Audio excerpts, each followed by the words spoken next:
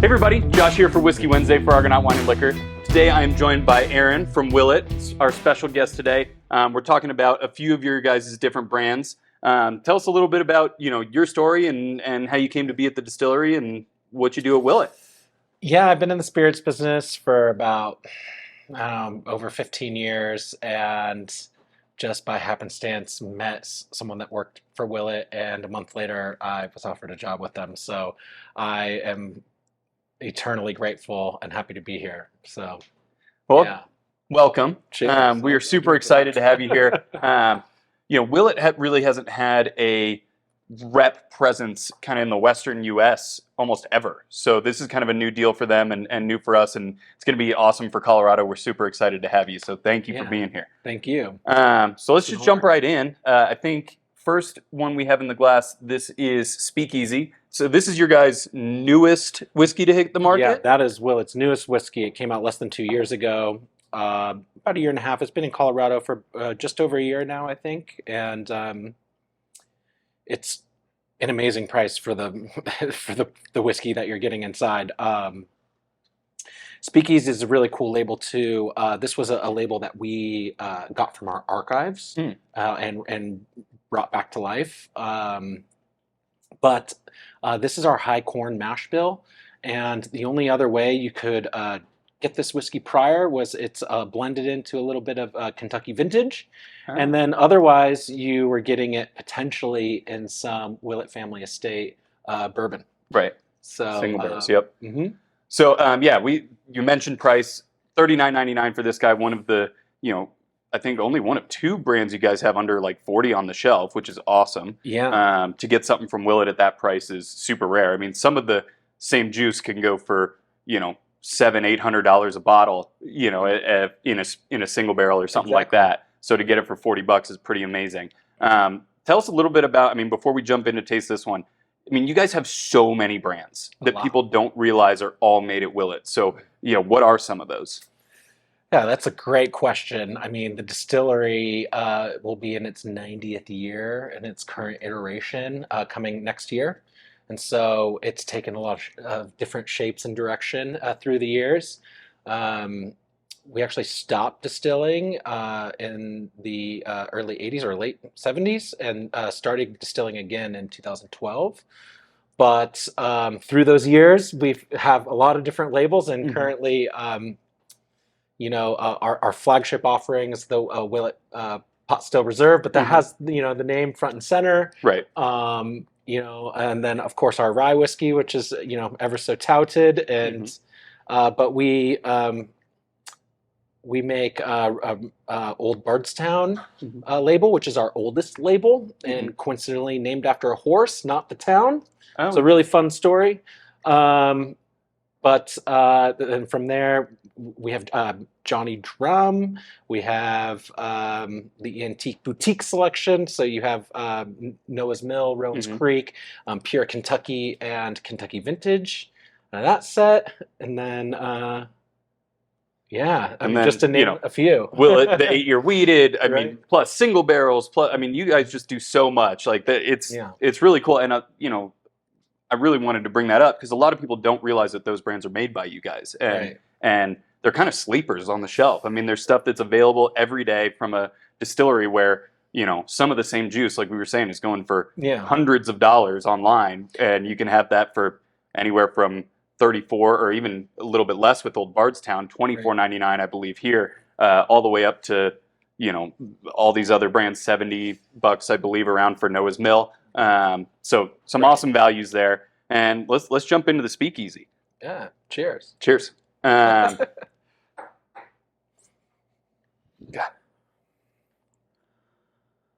Super caramely nose. Oh, caramely, this is a high sweet corn mash bill. Yeah. So you're looking at 79% corn and a blend of 4 to 6 year old whiskey. It's really important to know and not talked about as often too, because Willett only blends in 26 to 28 barrels, all the whiskey.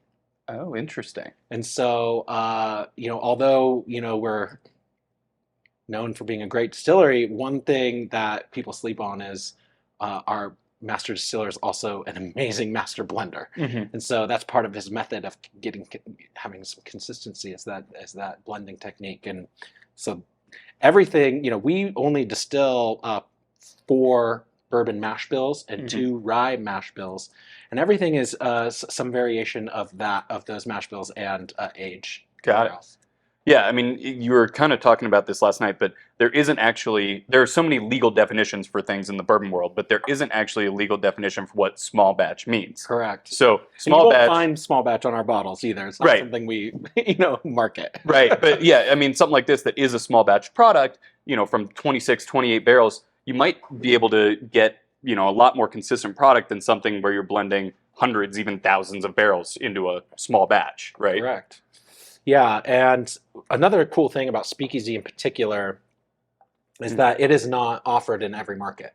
There's about 5 West Coast states, and then about 3 or 4 peppered in: Maryland, Kentucky, and Ohio, and I think that's officially. I'm not sure if it's in Texas or not. I'd have to verify, but that's it. So everyone in Colorado gets kind of a first crack at it. First look at it, for sure. Yeah. That's great. And, the palate, I love this. It's, it's definitely got some of those sweet caramely notes that were on the nose, but there's definitely a little bit of almost like a tobacco-y, leathery thing on the finish as well that really rounds it out. Really, I mean, for, like we said, $40 whiskey, really well-balanced whiskey. For sure. You can definitely taste the oak notes in there, and the barrel spice, comes in nice at the end and makes it really round. And the alcohol integration is pretty great. I mean, this is at 49%, 98 proof. So at $39.99, that's pretty much a steal. Yeah. So, and then up next we have Pure Kentucky XO, another brand of yours that I would imagine most people don't even realize is from Willett. But yeah, tell us a little bit about the story on this guy. Yeah, I've heard a couple different versions of the story, so I don't want to speak out of line. But this was also created in the 90s by Mr. Evan Colstein, and the label is the shape. This is the state of Kentucky, and it's a map, and it says Pure Kentucky on it. This is a blend of 2 of our mash bills, as I like to call the OG family mash bill, which is what most of our whiskey is, and that's what we started distilling in 1937, was our 72% corn. So it's 85% of that, and then 15% of our high rye mash bill. So it's ages pretty well. It's 107 proof, and is arguably one of the biggest sleepers in our portfolio. Definitely.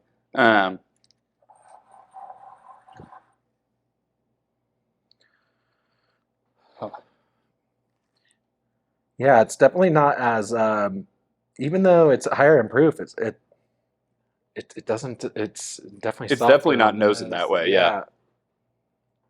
Softer for sure, but it's super complex. Wow. Yeah, the palate on that. I mean, just super big, bold flavor. I mean, sweet right up front. Definitely, got a lot of those, the classic descriptor caramels and vanillas.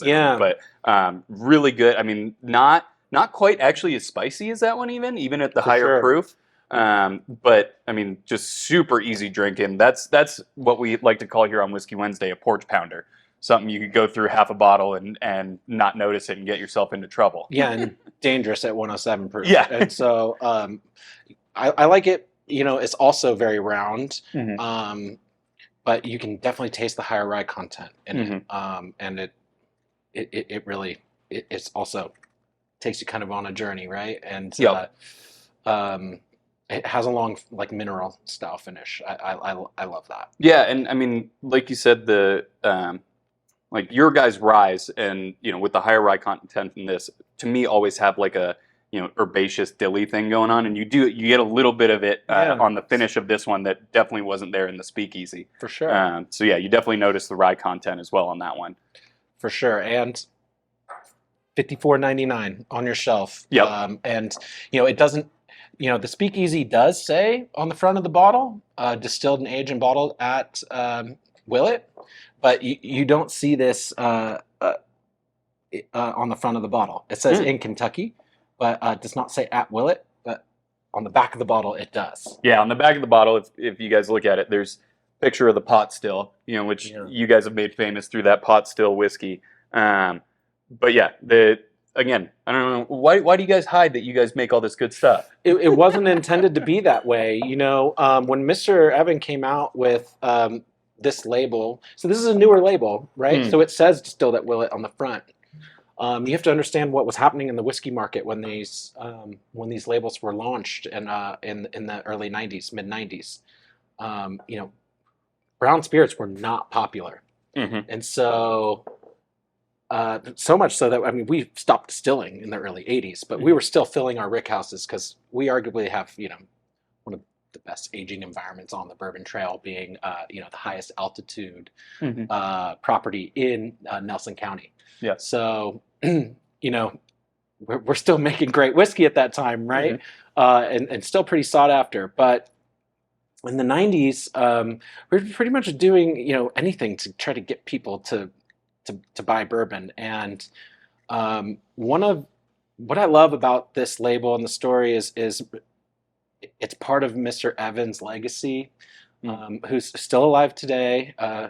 You can catch him at the distillery if you visit a property. But I've actually done a pick with him. He's an awesome guy.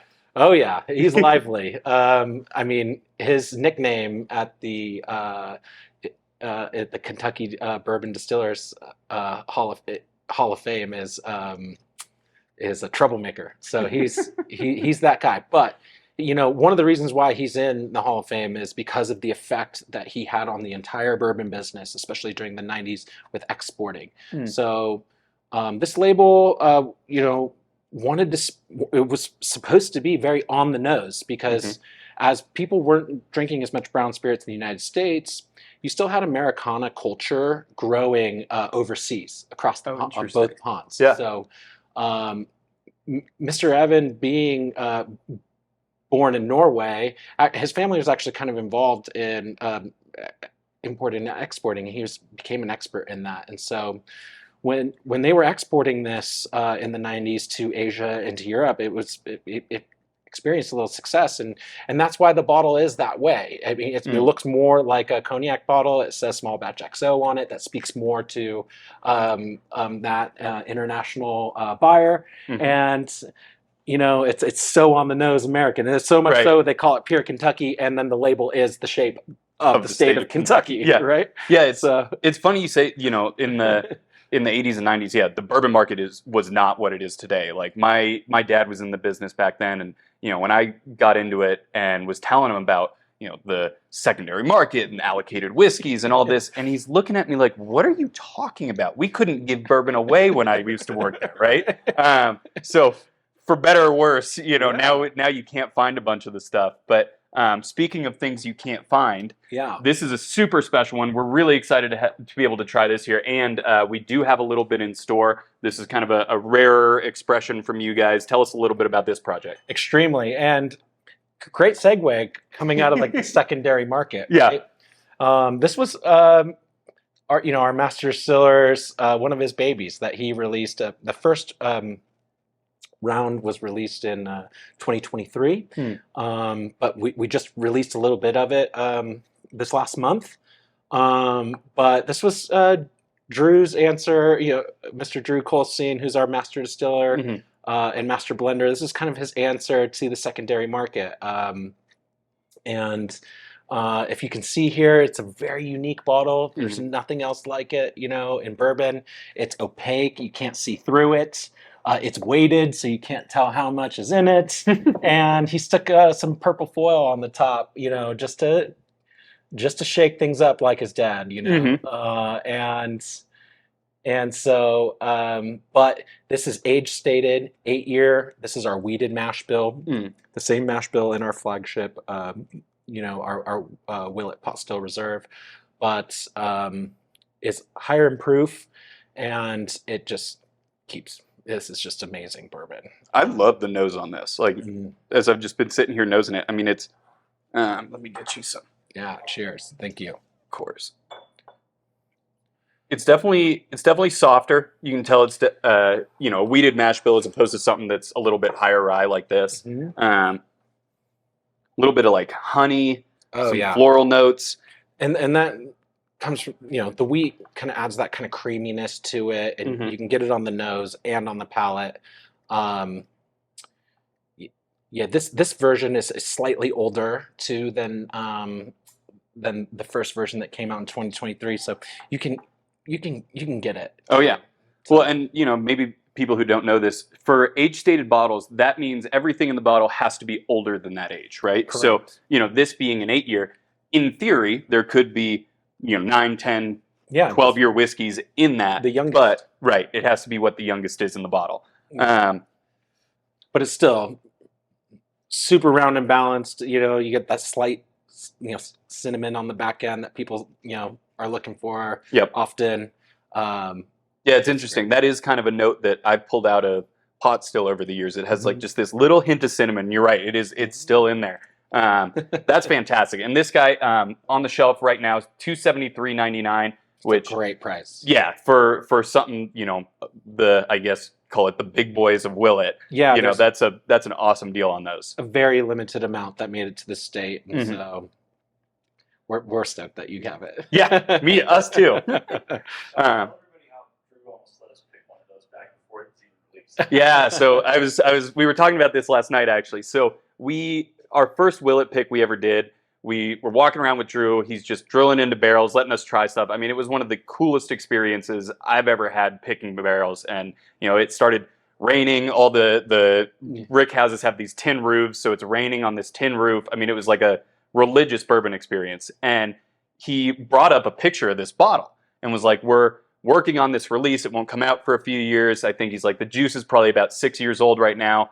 If you want to buy a barrel and have that be your single barrel, we'll do that. Like, we can try it and you can do it. We ended up not going with it because we were like, that is super cool that it's a Willett wheated mash bill, but we just went for taste, the thing we liked best. And if you guys ever got to try our first Willett pick, the 6-year bourbon, it was a banger. I mean, super red fruity. It was from a high floor. That was one of my favorite picks I've ever done. But we almost had the opportunity to do a full barrel of this as our single barrel that year. Yeah, I mean, Drew's pretty proud of this. This is his mash bill and one of the marks that he's leaving, on his family's legacy. So that's another reason why it gets a cool bottle, because he's running the show now. Yep. Hey, you get to make it your project, right? Well, yeah, guys. So as always, anything we feature on Whiskey Wednesday, these three bottles get you an extra entry into our drawing. This month, it's a bottle of Eagle Rare 12-year you'll have the opportunity to purchase. We'll be drawing that in the next couple days here. And, Aaron, thank you so much for being here. Thank you. Cheers. Come on down, give them a shot.